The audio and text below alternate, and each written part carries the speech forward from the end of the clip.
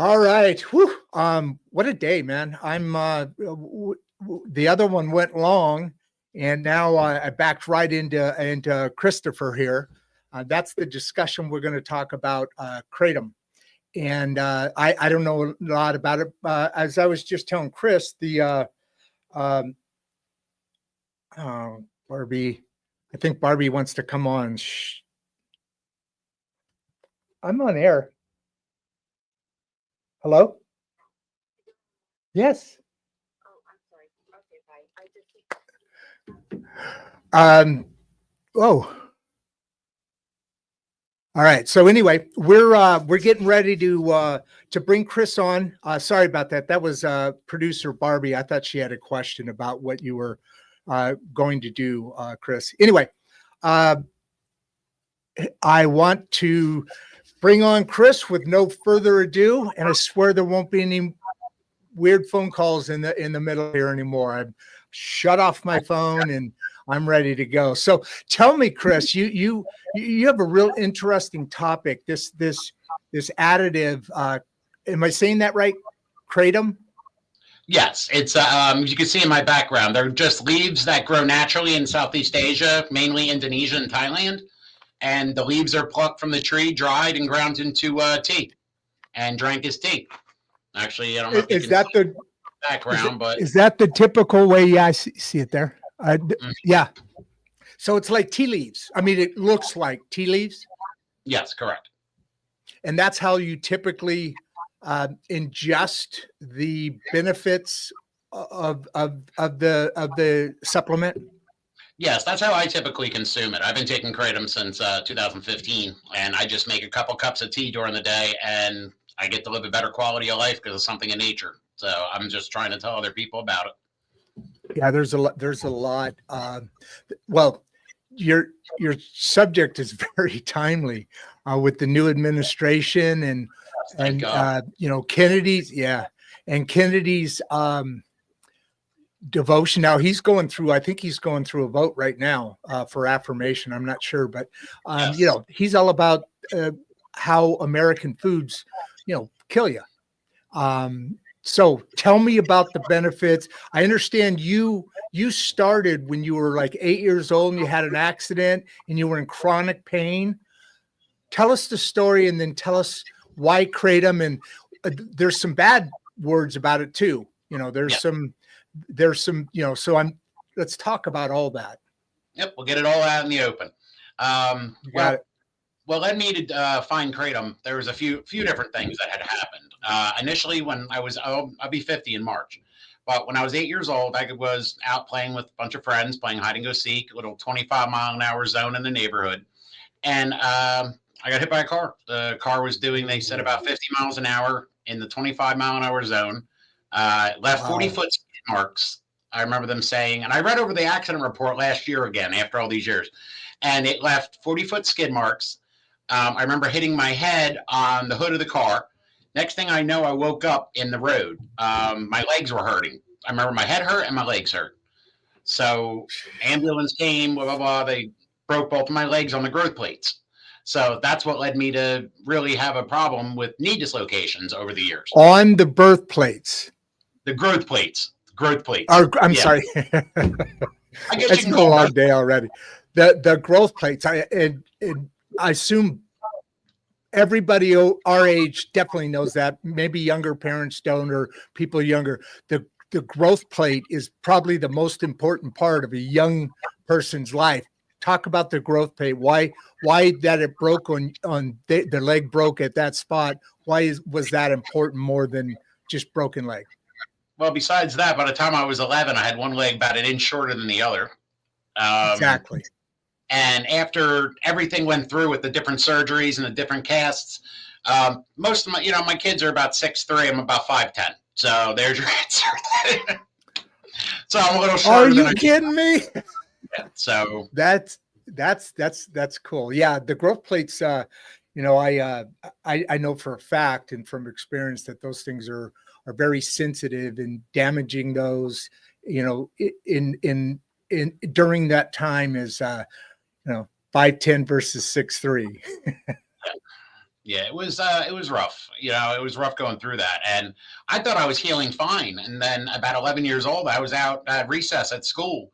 And I remember I was playing on one of the old tree swings. You're talking 1986. So we had a big old tree swing in the back.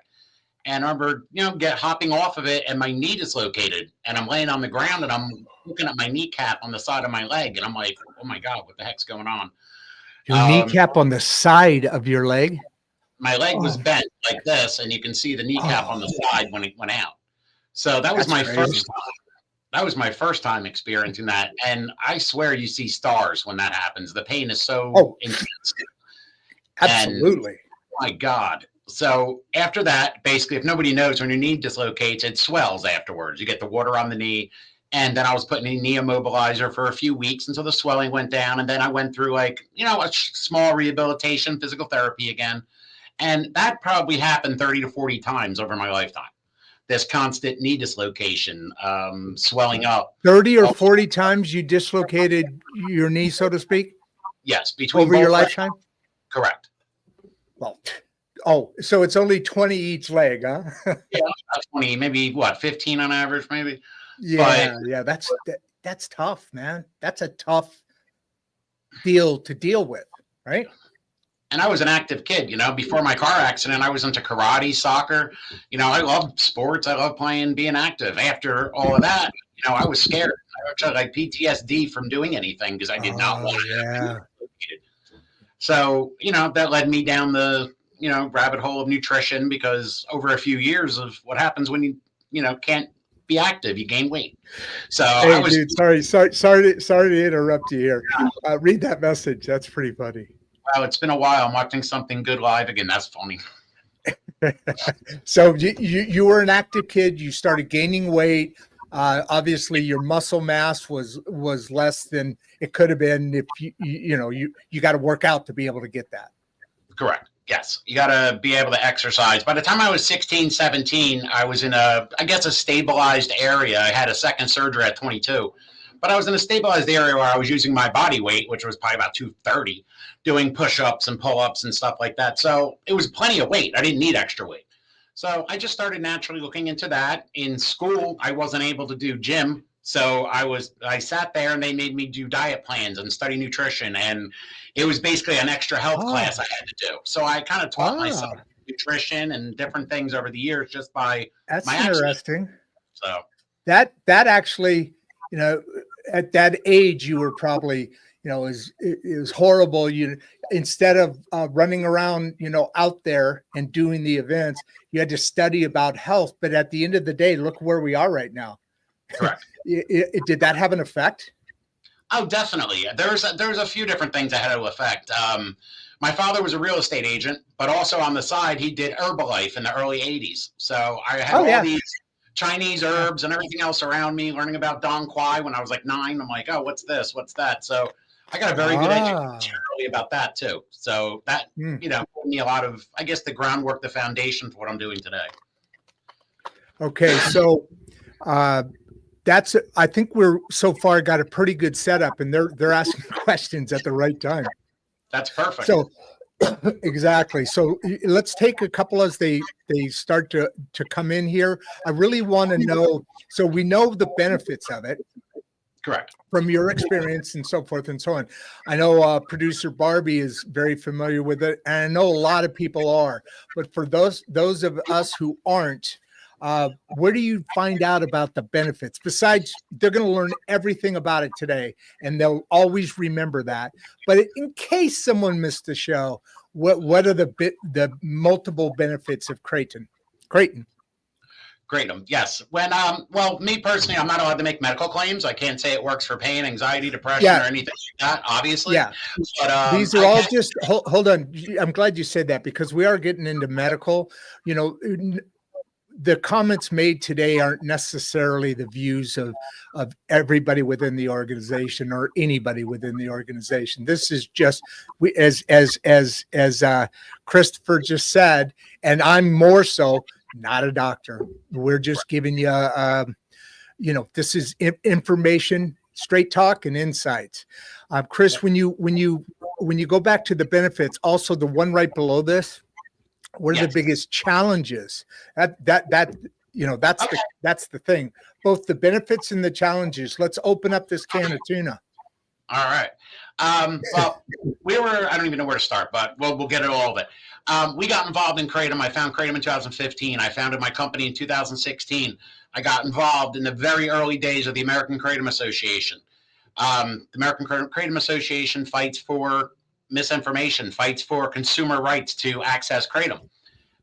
Sure. The misinformation is rampant. The FDA years ago basically said kratom's deadly, it's killing people, and they tried making a Schedule 1 substance in 2016. I still have my poster board on the wall from my picket sign from 2016 standing in front of the White House. Now, they were saying it's killing people. Come to find out, we know the science now that nobody's ever died from plain leaf kratom. No one. That's the bottom line. They have looked into it. Where did it come from? Where did that come from? Them the original doing out this stuff. The original information was from 2009. It was actually in Sweden. There was a product called Krypton. That product had tramadol in it. I think it was 14 people died from that product. They said it was a kratom product that killed them. Well, come to find out, they did the studies, realized it was the tramadol killed them. It didn't matter if that tramadol was in coffee in Maxwell House. So you're going to ban Maxwell House? So that was I like to stick with the science. I don't even have my opinions. It's science. This is what the science wait says. Wait a minute. You want to stick with the science. Wow, this country hasn't been doing that for a long time. Not at all. And that's why it's very important. It's very important to stick to the science. You know, everybody can have their opinions. So.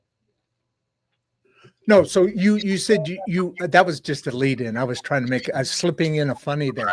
So, well, maybe funny, maybe not. I don't know. So when you stick to the science, what does the science tell you? Well, the science right now, there's 3 websites that people can go on and just check out stuff. They can go to University of Florida. You can actually go to NIDA, National Institute of Drug Abuse. National Institute of Drug Abuse has allotted $100 million of taxpayer money to study kratom because they believe it is the one tool that's going to help people for alcoholism and opiates. So NIDA is studying it. This takes away pain and or what does it do? The opioids and that they don't work now, or you don't need them, or they take away the cravings if you're addicted. What did you mean by that? Well, there's a couple different ways from different studies and different science that they've done so far. They see that people who were going through opiate withdrawal would actually have a very positive response after drinking kratom tea or taking kratom. And their withdrawals then. The withdrawals, right? Yeah. And then people got that confused and they're looked into it. Thank God we have the last few years of science that's come out from the University of Florida. It's really showing what this plant's about. The kratom is not an opioid, but it works on the opioid receptors. So I've had arguments with people and I'm like, listen, you remember warm milk back in the day? It was to help you go to sleep. You heat up the warm milk and you drink the warm milk. That works on your opioid receptors. It's not an opioid, but different things. That's why we have opioid receptors, cannabinoid receptors. Our bodies are made to interact with these plants. Oh. That makes perfect sense. I mean, we're eating all this processed stuff all the time, which is horrible for our bodies. I mean, where did we come from? We're from nature, and there's so many, let's call them old wives' tales. And I forgot some of the other words, but sure proven methods to getting, to getting well again, to strengthening this, strengthening that we've all gone away from into what the pharmacy industry crookedly is forcing us to do. They're creating this sickness through the Health and Food Administration to feed the pharmacy industry that then makes a pill to fix what was broken. Yeah, it's unfortunately it seems like a real bad cycle. It's a horrible cycle. So, and that go ahead. I was just going to say, I saw on the bottom it said there's 2 questions of the insightful discussion and also about the future regulations of kratom, and then something about the kratom industry. So I'll try to hit them on both. I see future kratom regulations being that naturally based products and extracts will be regulated and allowed in the industry.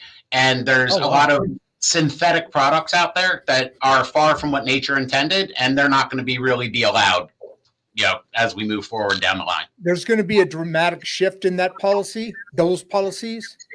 I believe so. We're still arguing about it and trying to have positive discussions about it. But right now, we even have products out there that are not kratom. They call them kratom, and they're not kratom.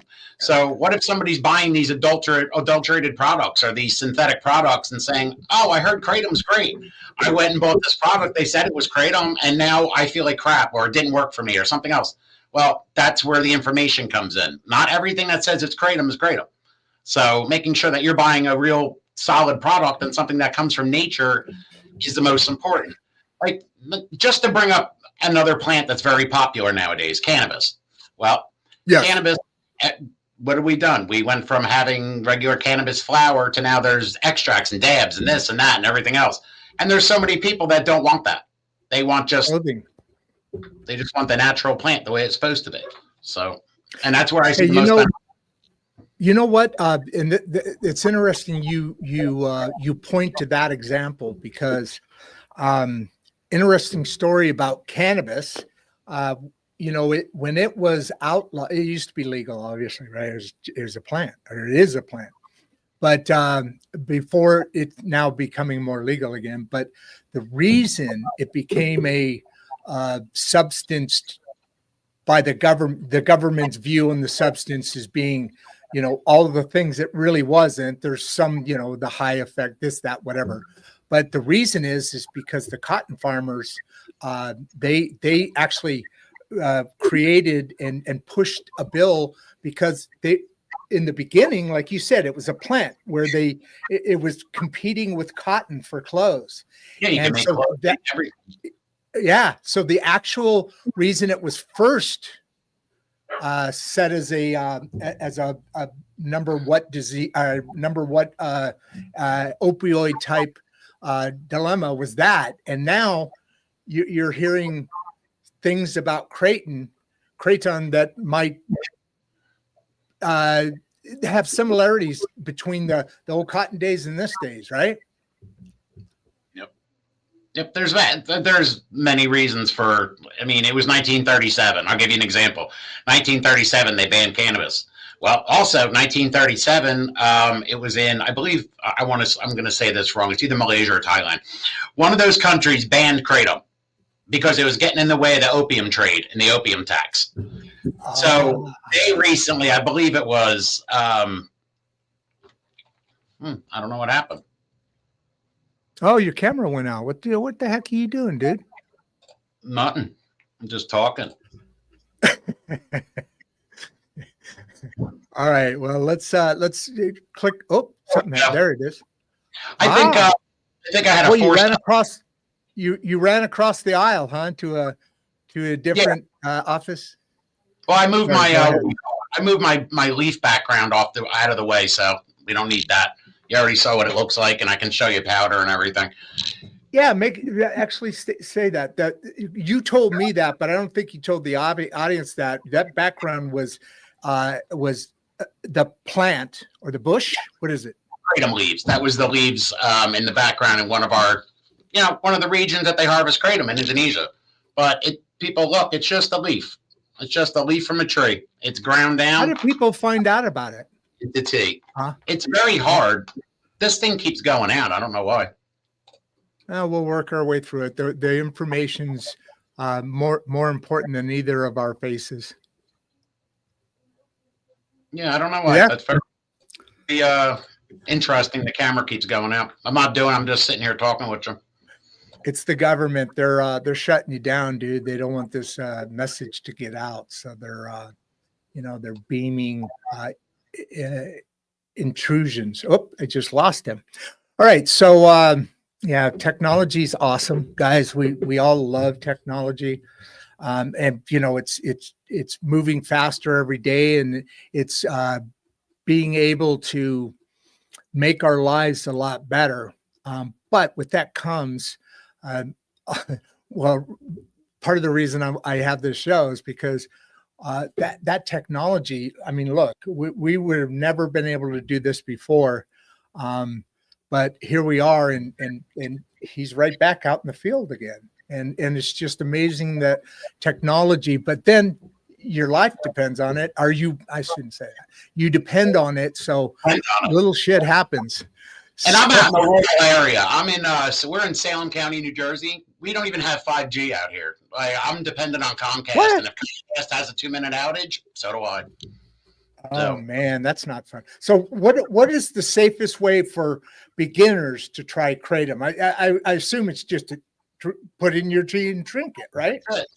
I mean, I tell everybody start with about a level teaspoon, which is about 2 grams of powder, and it's just putting it, getting a little bit of powder on a teaspoon, and you just put it into some tea, mix it up. That's it. Into the tea, do you have a filter, or does it completely dissolve?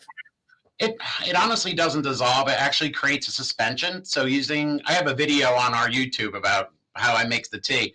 But give everybody your YouTube channel real quick. Give them your YouTube channel. No, just give Botanicals. Okay. All right, go ahead. So they break up, you said? Yeah, it actually just creates like a suspension. So what you got to do is you add the spoon of powder into the cup. I find the easiest way is adding hot water first, mixing it around, getting it going, then add a little cool water to cool it down, and then drink it. If you let it sit for 5 minutes, it's going to have like sediment on the bottom. You're going to have to stir it again. It's a little bitter. I think that's the hardest part of people getting through it. It's bitter. It's the sediment is what you want, right? Yes. The sediment is actually there's stuff in the fluid probably because, the attributes of the plant, go into the water tube, but you really want the sediment. Well, the funny part is in Indonesia, what they now drink it the way we do, but traditionally back in the day, they pluck maybe 20 or 30 leaves off the tree, brew it all day long, or chew it. They'll chew it like a tobacco and then spit out the leaf when they're done. So I've tried that. That is so bitter. It's ridiculous. It doesn't go away for like 3 minutes. It's bad, but it's a little bit of a different feeling. Not much, but it's different. So another good question. We're getting some really freaking smart questions here. Powder all over me. I'm glad everybody's here with us because, some of these questions I haven't even really thought about. But how is the advocacy of kratom? You said you've been a spokesperson since your business, and you advocate for this. What are some of the societies or some of the pathways people can get more involved, learn more information, get out the truth instead of saying it's dangerous or whatever it may be? How do people advocate for kratom? Well, there's a few different things. You have different forums you can go to and different groups that have conversations about kratom. You can go to the American Kratom Association's website. You can also go to Kratom Answers. It's called kratomanswers.org. It has all the current science about kratom. That's also run by the American Kratom Association. And then they have a group on School. It's called Kratom Real Talk. And it's a private community for people to talk about kratom and share their experiences. So like on a group sign in kind of thing, you mean? Yeah, it's called School. It's actually somebody I know has a private website, and they got tired of being censored. They got tired of being censored everywhere, so they created their own page, their own website, and now have an open community for people to talk and discuss kratom and what they've used it for, how it helps them, what it doesn't help with, whatever. That's awesome, man. That is awesome. There's another one. I think this had something there too. One more question. Anita's on fire here. Go ahead. Oh, no, I was just clearing my throat. Oh, I see. What are the biggest myths about kratom? There's so many of them. I'll start with the first few. Kratom's dangerous. No, kratom's not dangerous. FDA, you haven't seen it publicly yet, but you're going to see it. It happened last February. It was announced at the Kratom Symposium in Florida. FDA did a dose finding study with 40 participants.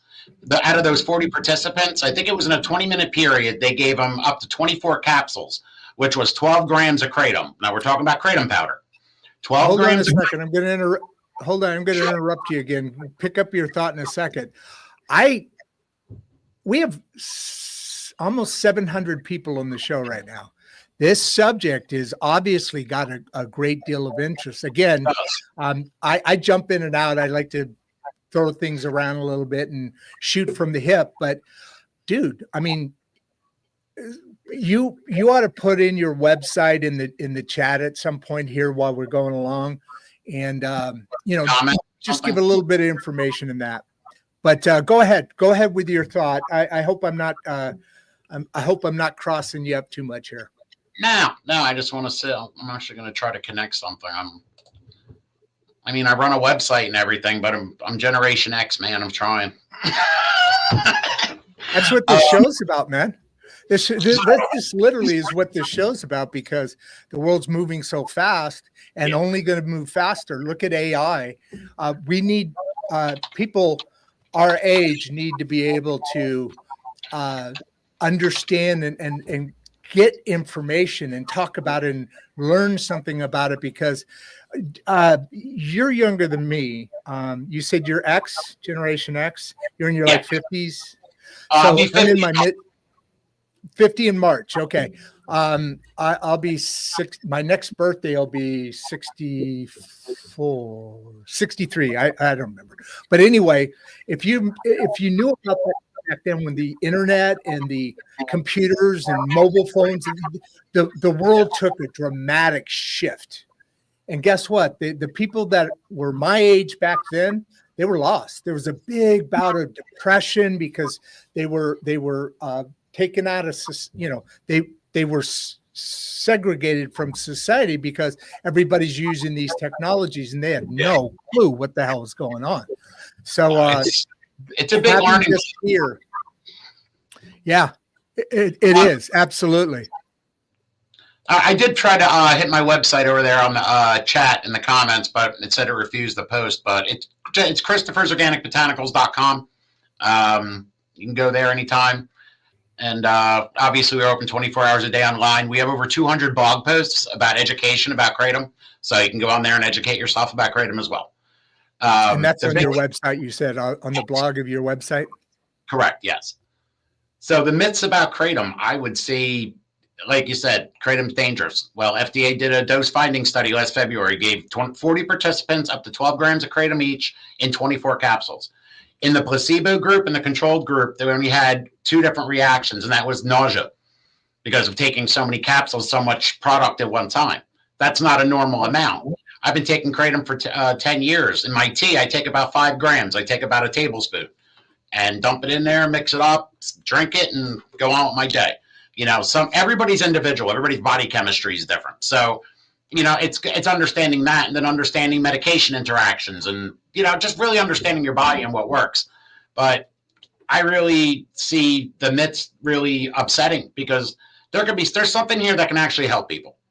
Now, if everybody knew about kratom, and this wasn't so, I don't want to use the word shadow banned, but everything and the algorithms are, you put hashtag kratom into TikTok, it's going to give you advice about getting off of drugs. Like, what the hell are you talking about? Like, that's not what this is about. And everybody is there a show? Is there a commercial out that talks about this product that you drink it and it lowers your alcohol usage? Do you know what I'm talking about? Is that what you're talking about here? No, not really. But there are a lot of products being sold on the market that are, kratom mixture products, and they're sold as alcohol alternatives. And, and I'll be honest with you, I like plain kratom powder. I don't like all the mixtures. I don't like all the extracts. I like plain kratom powder the way it's supposed to be used. So during my time, let me give you a brief synopsis of that real quick. During my time of being off opioids, I was still in pain. So I thought it'd be a good idea to start drinking, a pint or 2 of alcohol every day. That was a great idea, right? Yeah, great. Yeah, good. And during that time, that's when I found kratom. And I'll tell you, with drinking that kratom tea, within 2 weeks, that desire to drink alcohol was not there anymore. There was no desire to drink. There was no desire to do anything but move forward and function and do what I got to do. And it's very amazing. It's a very amazing plant. It's got over 50 alkaloids in it that work on 50 different areas of the body. So you think about No that. kidding. Yeah. Shoot some of them off. Well, mitragynine. Mitragynine is the main alkaloid in kratom, just like caffeine's the main alkaloid in coffee. So the higher mitragynine you see in a kratom, the more energy it's going to be. So it's a very unique plant to learn, because you can have one product. You can say you have this product right here, and you took a teaspoon of it. Might give you a boost of energy, like coffee. Put you in a good mood. Whatever. You take twice as much, it might be more relaxing. It might feel a little different. So the amount that you take, it's self-limiting. If you take too much kratom, you're going to get nauseous, throw up, and you're not going to do that anymore. That's what it does. That's the self-limiting of kratom. And that's why I like kratom powder, the way kratom's made in nature, because God already included that, that fail-safe, that, okay, you take too much, get rid of it, purge it, whatever, and don't do that again. Try a different amount. So that's why I like to stick to the most natural product as possible. Yeah, that makes a lot of sense. That makes a lot of sense. Some of the future of what there's a big change, as we talked about a second ago, with the new administration and the approach to these different government programs and so forth. And it's been known for a long time that what we're taking as food here in the U.S. is horrible for us, actually. Even beef, because of the different proteins that are shot into it and everything else. Does this become so it makes you feel better? It'll take away alcohol desires. Does it also take away? Again, we're not a medical thing here. There's so many cancers and everything coming up, and a lot of that, it's really believed, is from our food. Is there any blockage of the bad stuff that we eat in the kratom, or is it just about healing, about energy, and about feeling, no pain? What else? That's a real hard one to answer. And I'll be honest with you, we're going to have a lot more information in the next 5 to 10 years about kratom as more studies and more information comes. And thank God they didn't make it a Schedule 1 in 2016, or we wouldn't be able to study it at all. So thank God that stopped. And I see, me personally, on top of being hit by a car, on top of having chronic pain, I'll be 50 in March. And at 36, I had a major heart attack. Oh, wow, dude. I had a piece of plaque broke off and formed a blood clot and was kept stopping my heart. So I took a helicopter flight over to Cooper Medical in Camden, landed on the top of that. That was interesting. So they cleared my arteries. They gave me the stents, everything else. And it was like probably 4 years after that, I found kratom. And that was in the back of my head, like, oh crap, is this bad? Like, there was no science on it, but I said, let me start slow. I didn't notice any reactions, and I just kept going. Well, my cardiologist now, because one of the alkaloids in kratom is a calcium channel blocker, which has to do with your arteries and your heart. My cardiologist swears to God that kratom is doing something beneficial for me. He said, I can't put my finger on it. He said, but in 2020, your arteries, those 2 stents they put in, they clogged up for whatever reason, the high cholesterol or whatever. And he said, your body started using your auxiliary vessels and started pumping blood around the blockages, and your body gave yourself a bypass. He said, that's not normal. Wow. He said, so something's going on. So he said, I don't know what that contributes to. I don't know what it is. I have a 13-year-old dog who was born with bad knees. He takes 2 kratom capsules in his food every day the last 7 years. He's now 13, still running around, has no problem with pain. There's something to this plant. There's something really to this. It does. It sounds like that. It sounds like there's. I experimented on my dog. Yeah. What do you think? So with all these benefits, but yet this opposition that is there, like, it's all the time. What do you see as the future of kratom in the U.S., much less the whole world?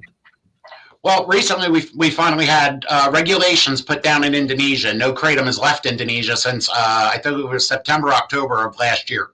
So they are going through their regulations, and there was a lot of mess out there with everybody arguing and fighting in groups, and people not being paid right, and then sending half kratom, half moringa, and it was a nightmare. It was a mess. So they're doing regulation coming out. It's going to make our whole industry better down the line. With the United States, our biggest problem is local municipalities trying to ban kratom off of misinformation. They're getting this misinformation, whether it's old FDA information, whatever it is. Kratom's deadly. Kratom's killing people. They had 46 kratom-related deaths. Do you realize that of all of those, not one was just kratom? There was polysubstance abuse, but there was also a guy got shot in the back. The guy got shot, and they said it was a kratom-related death. Another guy was in an accident. I used to hear about that from people that. I swear something keeps shutting it off. Yeah, it's the government. I'm telling you, they're trying to quiet you down, man. Ain't gonna happen. The instant. Oh God, I lost my train of thought there. There was. What were we talking about? I'm sorry, just totally lost it there. What was the last thing we were talking about? Just talking about the way something about the FDA. I don't know. All right. So with all the pushback and the benefits, how are we going to? What is the future for kratom? Where is it going? And honestly, I mean, is it just something that's going to stay the way it is now, or do you think with the new administration it's gonna blow up? Well, I really think it's going to move this year. In a lot of states, we have filed in 2022 is the Kratom Consumer Protection Act, the federal bill, Federal Kratom Consumer Protection Act. In 13 states now, they have the Kratom Consumer Protection Act either filed or passed, but that's for individual states. So there's still 6 states where kratom is banned. Kratom's a Schedule 1. There has been instance where somebody got pulled over with a little package like this in their car. They were given 10 years in prison. Oh my God. Guess what happened? The guy was in prison and he got killed because he had a kratom in his car. Like, these are the laws. This is the crap that needs to change. Like, these states banned kratom because of what the FDA said to them back in 2013, 14, saying that, oh, kratom's killing people. Well, your average Joe, even me or you, if you heard a product's killing people, wouldn't you be like, all right, let's kind of ban that. We don't want that to hurt anybody. We don't want anybody to die, So this is the misinformation, and that has caused what we have now. And there's now people dying because they're being told kratom is killing people, and they're still going to street drugs. So I don't know which way to go with it. All right. Well, what is, that more people should hear about this? How much of the country do you think actually has any? I mean, you're an expert, right? You've been studying this and going through it. I know a little about a lot of things, which makes this show very fun. But with that said, what's no, there's really not. I was going to ask you a question, but you kind of already went over it, and I don't want to, as far as how do people get the word out and get involved. And you talked about some societies and some different things that are going on. What advice do you have? And I think we had that question up a little bit higher. You said start slow. How do you answer that question for first time users? Yeah, exactly. Just start slow, because what you can do, if you take a teaspoon and you make it and you drink it and an hour goes by and you don't feel anything, well, obviously you need a little bit more than a teaspoon, but don't just do it in an hour. Wait 6 hours, wait until the next day. Try it again with a little more. So you can always add more. You really can't take away. Like, if you try 2 big heaping tablespoons, drink it, and then you feel nauseous, you might be like, oh, you know what? Kratom didn't work. It made me sick. It's about educating people how to use this plant. And we have been silenced in the industry for so long because we're not allowed to tell people how to use this product. We're not allowed to tell people how to do this and that. And it wasn't up until a couple of years ago, we make up our own regulations. We are part of a group, the GMP program, American Kratom Association. There's 40 companies that go through independent yearly audits. We're one of them. We've been through 6 audits already. that we are audited on our paperwork, on our labeling, and these are the ideas is that part of the FDA process? Is that part of the being regulated to where what you were talking about earlier, that it'll be regulated not just as a supplement, but as is that part of that process? Yeah, I mean, originally people were looking at it like this is a supplement. It's a regular supplement. So when we had our SOPs professionally written in 2019, we wrote our SOPs for dietary supplements, FDA CFR. So that's the way we're doing that. But the FDA's website, if you look at it nowadays and look kratom, it'll say kratom is not lawfully marketed as a dietary supplement, food product, or drug in the United States. So where the hell does that leave us? We have no guidance. Exactly. We're doing our best. Our companies, there's a bunch of companies. We all work together. We all try to make sure everybody's, going towards the same goals. And there's a lot of companies that aren't going towards the same goals. There's a lot of people that just don't care about kratom. They care about the money. They see money in it. And that's the way it is.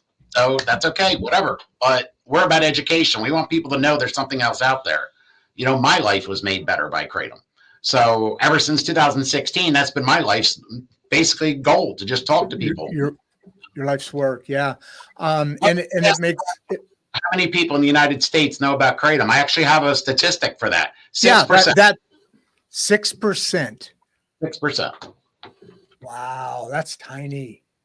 That's really tiny. So back to my question, the FDA, I don't imagine it's going to be any easier on you unless Kennedy really shakes some stuff up. But is the FDA,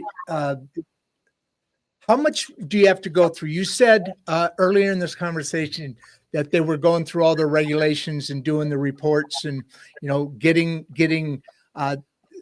in the country stuff taken care of. Is that so that they can, so that kratom can be signified as a true medical thing? Is that what your process that it's in now, or did I misunderstand that? Yeah, in Indonesia, they're making it like a regulated commodity. It was in limbo, it was in a gray area forever. Now they're making it basically a regulated commodity. There's going to be a tariff added to it. There's going to be all this other official, tariff. It's not right now, bad word. Yeah. So we're looking at, we're the only country that uses the Dewey Decimal System. Everybody else uses the metric system. So when dealing with them, they're, depending on metric tons or whatever, they may have a $10,000 tariff on each metric ton, or $1,000 tariff on each metric ton. We don't know yet. We don't know what they're going to do. But that just means what their regulations say is there's no kratom leaving Indonesia without being tested, properly, UV'd or whatever they do to make sure that it's sanitized. Everybody does it a little different. And it has to have proper documentation before it leaves Indonesia. Forever, people were able to just order kratom from some backyard farmer in Indonesia that was selling his kratom, which is great. Everybody needs money. I understand. But listen, I've tested kratom over the years from random sellers that were sending freebies. And I was like, well, this sounds too good to be true. I tested it. It was either salmonella, E. coli, listeria, because there's certain areas you can't harvest from in Indonesia. You don't harvest downstream. That's the big joke. It's dead serious. People bathe in the river. There's certain areas you don't harvest from.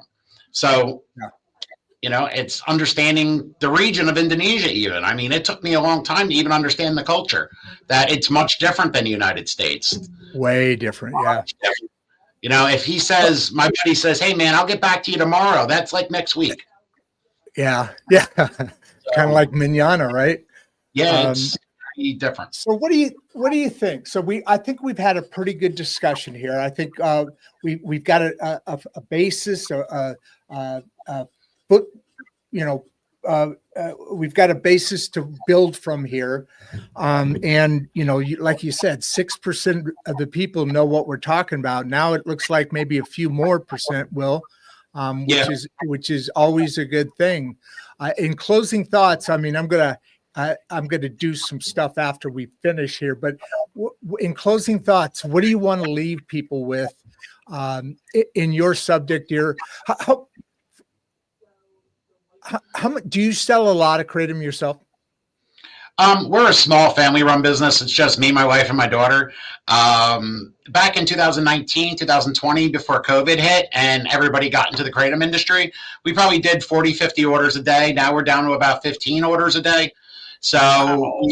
we've gotten, we're suffering, I guess, because of COVID and everybody else that jumped in, and that's okay. It's a market. I understand. But the thing I don't like is when people hear how good kratom is and they go to try to search for kratom and they end up with these synthetic products that aren't even kratom, and then they have a negative experience and then say, oh, kratom didn't work or kratom made me sick. No, it wasn't even kratom. So. Wow. Yeah, that's always a challenge. Information, the message, that apparently Kamala she did all the right things, but the message wasn't right. And that sounds like kratom a little bit. No, I'm just kidding. Anyway, with that said, my friend, closing thought here. Closing thought would be, don't give up on kratom. Don't just listen to hearsay. Educate yourself. Look into it. Understand the plant. Remember, there could be medication interactions. Remember that, people say, oh, kratom's addictive. No, kratom can have some dependence if you take it 4 or 5 times a day like I do. But I'm going to be dependent on anything. I'm going to be dependent on something the rest of my life. I don't care. It's about harm reduction. It's about what is the best way for me to live my life. That's by drinking kratom tea. So. Dude, very, very nice. I really enjoyed this interview, and it's about learning things new, and it's about, I think, a lesson we've learned over the last many years. Not everything you hear is true, and sometimes there's reasons behind negative inputs and so forth and so on. With that, Chris, thank you very much for being here today. We really appreciate everything. I'm gonna send you back to the green room. All right. Anytime you let me know. You got it. Absolutely. Let's stay in touch like we are now. Yes, definitely. I'll be talking to you. You got it. So, yeah, that was a lot of fun. Really interesting topic because it's so much, as you said, 6% of Americans know what this subject, what this substance actually is. And it's like so many other things you hear in life about that this has been so good for you, but you've always heard this horrible information about it that at the end of the day isn't actually true. So with that, folks, I got to get ready for the next show. We're doing pretty good, but I got a couple things I got to do. I gotta drink some fluids here so my throat can make it through the next couple hours. So as always, I love you guys. Thank you so much for supporting what we're doing here. Please like and subscribe to the channel. I would really like this to be able to be something that I do full time for the rest of my life, but that's going to take, some support from you guys. I do this for free, which if need be, always will be. But love your support, guys. If you appreciate it. And for now, go wave to somebody. Go say hi to somebody. Go make a good.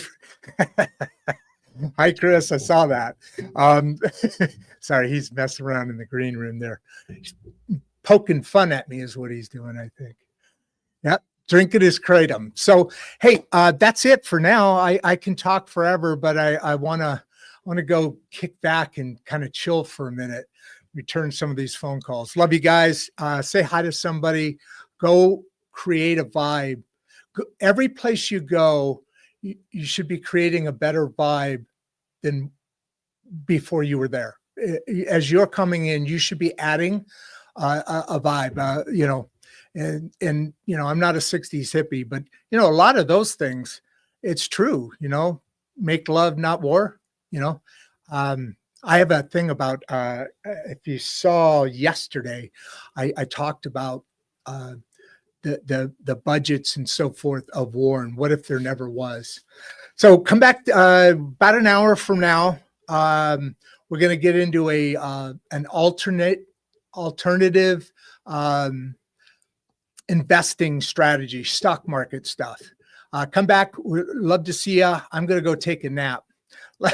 Love you guys. That's it for now.